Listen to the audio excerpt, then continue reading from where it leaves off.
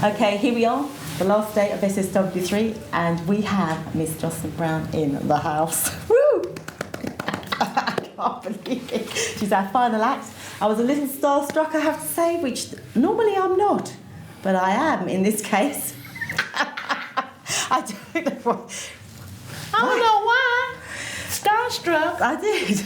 I almost wanted to get on the floor and go, Jocelyn Brown. No. So you're here, the final act. Yogi got you to come and sing. Mm-hmm. Was your journey okay? Journey was fine, you know. We're here safely. Good. So now you've been, let's talk a little bit about your music history. Okay. Who you've sung with, who you've been with. You ready to talk my stuff now? Go on. Okay. Oh, well, you know, I started in the music business as far as singing professionally, you know, in the mid-'70s. And a little bit earlier than that, I did some stuff, but I wasn't Jocelyn Brown, you know. It began with me doing some independent stuff with different independent producers that no one really knew, but the stuff got out eventually. And me working with Louis Vega, Todd Terry, Michael Jackson, Quincy Jones, Jesus Christ. Let's see who I worked with him too. Yeah. He reigns. Yeah, he reigns. Yes, he does forevermore. You know, and you know, there's countless Bette Midler, Roberta Flack. I mean, I can just go on and go on. I've just been fortunate enough to have an experience. You know, I was a background singer before I was a lead vocalist, so I had a great chance to see what it was to be a part of the fixture of making things right on stage, you know, when an artist goes up to perform, and understand what that's really all about, the professionalism about a singer, you know. And I had a chance to see how divas are, and you know, how divettes can be as well.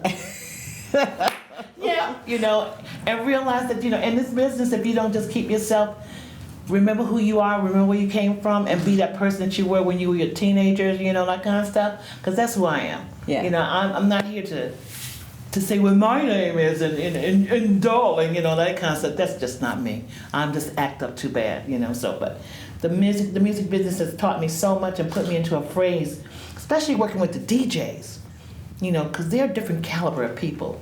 They're not the same like the regular producers you get, you know. Mm-hmm. These guys be waiting, well, what do you think about that part right there, Jocelyn? Well, that sounds great. No, I mean, can you do something else with it? And he's like, okay. Are you serious? You know, you want me to do something? Okay, great.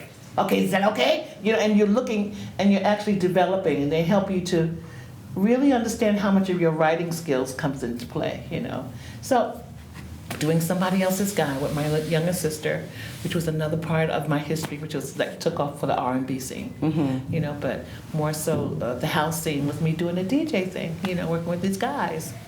I don't know why they picked me. You know, and there was Lolita Holloway, there was all these other sisters that could throw down.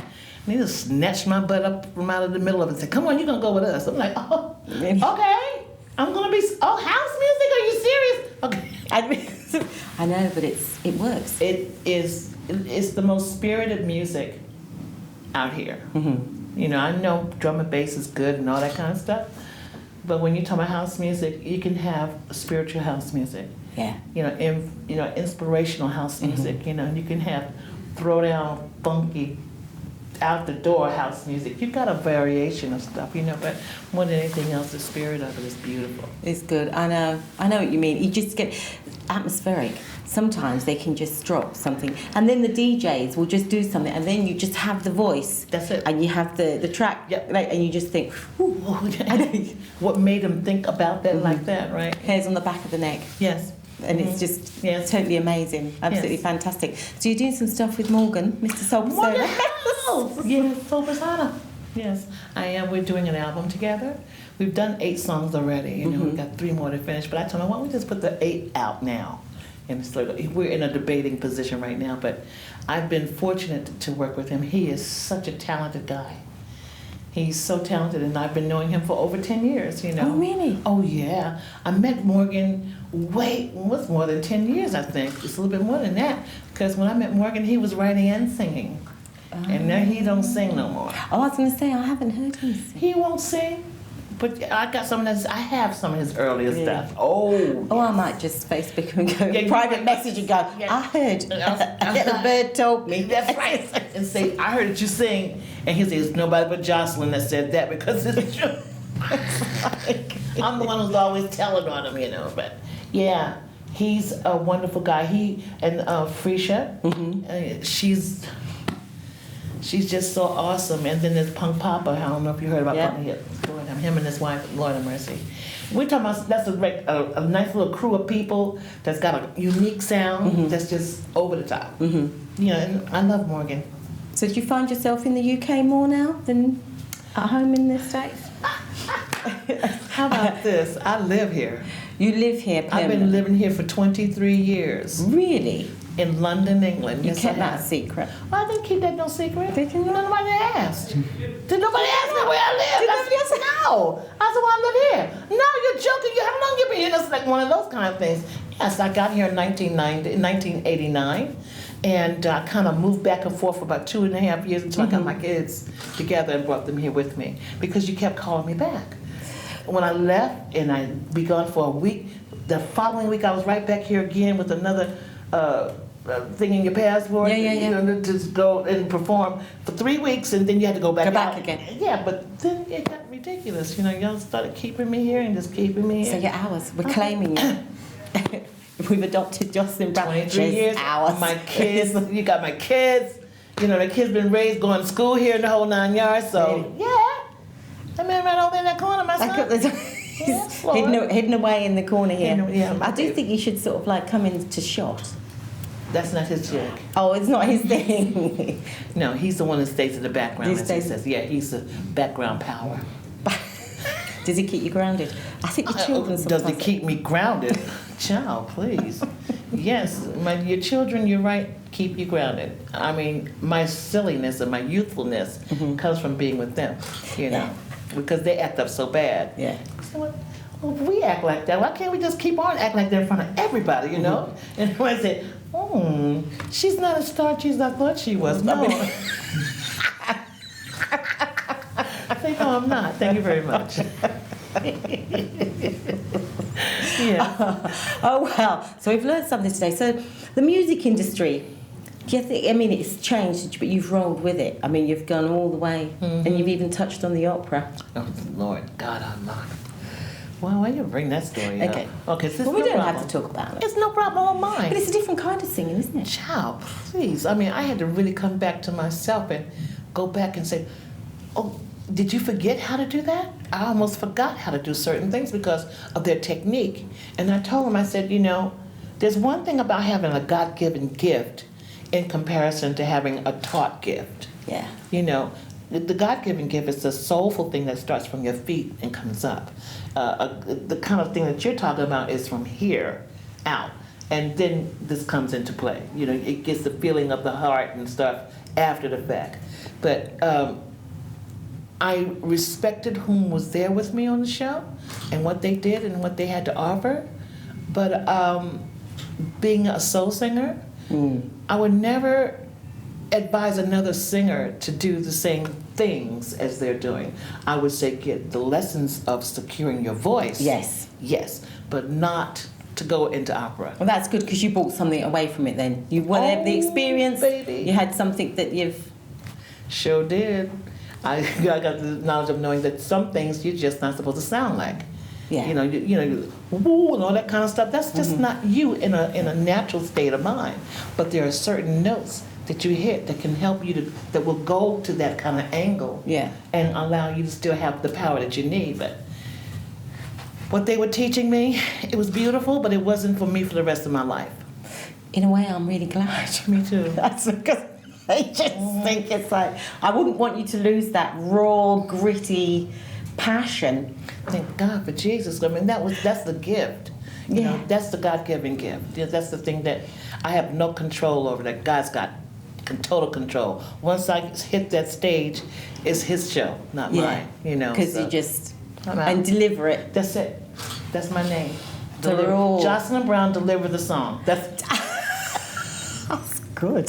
That's my name, you know. Well, yes, You bring it. Yeah. You come to the stage, you bring it, you give it. Yeah, with all of me, not because of the audience or because of anything other than the fact that I'm there to share and minister, because that's what we are. We're ministers of music, and being able to do it like that and have that vibration come back to you in support and love and showing how much, you know, folks really respect what you do. That's just a great big bonus and a great big help and a great big old hug in a great kind of a way, you know, embracing what your situation is. So who influenced you then? When you were younger and you were backing, who My sort of mother. like, your mother? Your mother sang? My mother and her brothers and her sisters all sang. They were all minstrel singers. Really? You know, going to different churches, convocations, and singing. Everybody starts in the church. I started in the church, well, not actually in the church, but more at home. Because my grandmother ran the choir and all that kind of stuff. But my uncles and my aunts and my mom, they all sang as a group called the Gaskin family. So they all were, you know, singers together and go out to sing together. So I was in the midst of all that.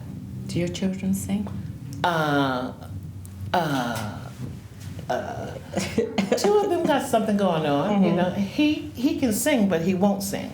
Oh. No, but that's not his forte. Okay. Even though I could catch him a few times hitting some notes and doing some riffs, I'm like, hey, what? Mom, this is not serious. I'm just, come on, you know.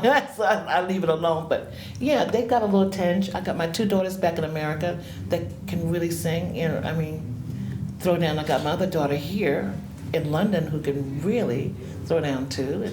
And I have my granddaughter who can kill. Really? Oh my God. So when are we going to see something then? Well, we're waiting now for everybody to get together and call a shot of what we're going to do. You know, we got to write something. You know, we got to put something together for it to be a family-orientated thing. You know? That would be totally Oh my amazing. God, it didn't make me excited already talking about it. You know? I know, I'm thinking about it. I'm just, my little heart's going, because I'm just thinking, oh wow. Oh, and my grandson. He's DJ. He can tear up a room like this. Yeah. Yeah, he's a beat boy. He gets those beats and those grooves together. He's bad. He's Wow. bad. I think Pierre wants to meet you. DJ Pierre from New York. Wow.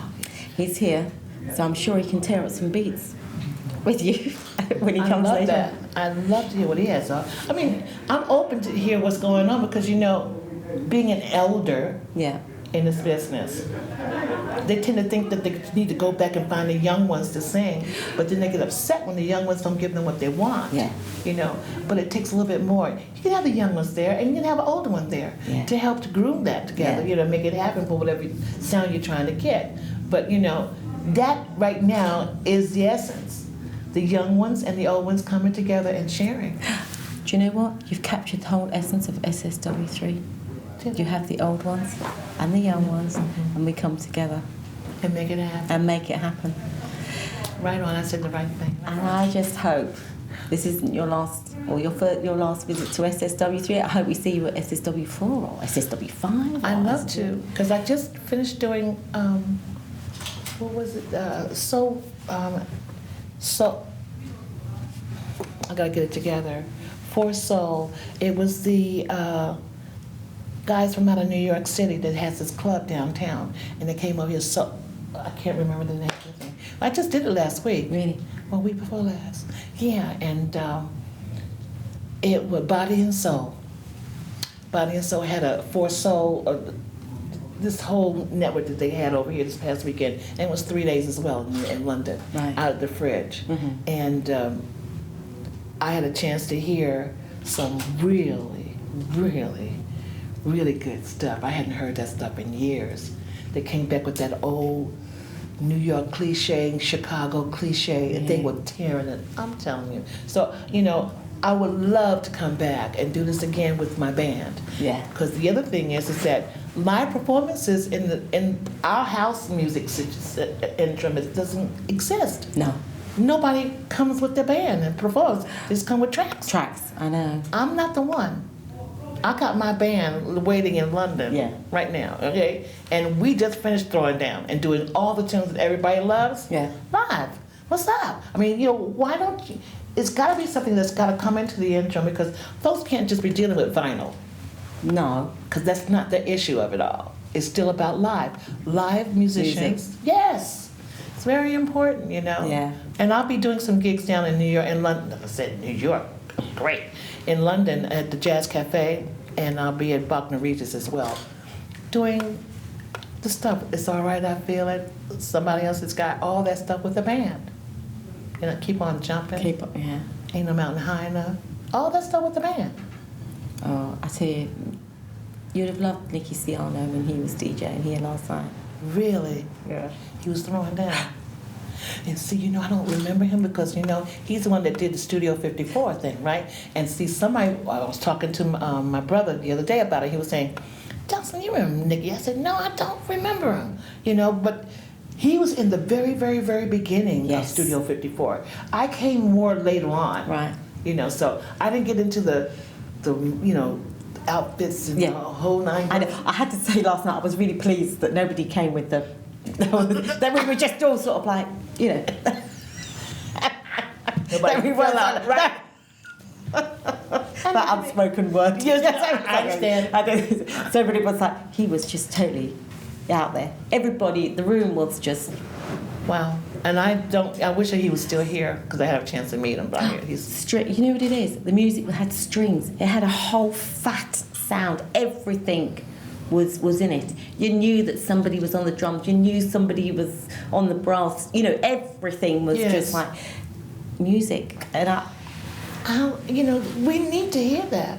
You know, I guess that's why we don't get as much respect as we deserve to have, because folks don't present it the way it should be presented. You know, you want me to sing on the records, then let the folks hear what it sounds like with the live band. Yeah. The real way, what it was when we went to the studio. Right. But I think it's coming back. I hope so. I think it's coming back. People have to. I call it the IKEA syndrome. The IKEA. You know, where you can download, you listen to it, you have it for like 2, and then you move on to the next one. So everybody wants that next. They're not putting the album on and listening to the whole thing and then thinking, oh, I want to go see them live, and you go and see them live, and they're singing the album, they're singing another couple of tracks, and they're just downloading, listening, and thinking, oh yeah, I don't want to listen to that anymore. And download it. Yeah, right. IKEA furniture, you build it, it falls down, you go buy another one. You build it, falls down, go and buy another one. Right. Do you see what I mean? I know exactly what you mean. But you know what? As you just said a few minutes ago, it's coming back around. It's coming back around. And I'm looking forward to that. You know, I'm hoping to be a part of that whole journey. Well, today, yeah, we'll be there. Oh, I'm grateful. It's the front. I'm terrible. If you can hear my voice coming back to you, I think I'm a bit tone deaf. Just ignore me. Okay. Don't worry. I sing. I'm like, ugh. And one band they went, Andrea, just film it. So I had to stand there like this, really still. And not say nothing. So it must sort of like travel. I know the feeling. Yeah. Anyway, on that note, can I say massive thank you on behalf of SSW3, Yogi, Caroline, and myself. Oh, wow. For coming here and thank you for having your me. presence. It's been an absolute pleasure. Right on. Thank you very much. It's going to be silly later on. Thank you, Jocelyn. My pleasure. Thanks.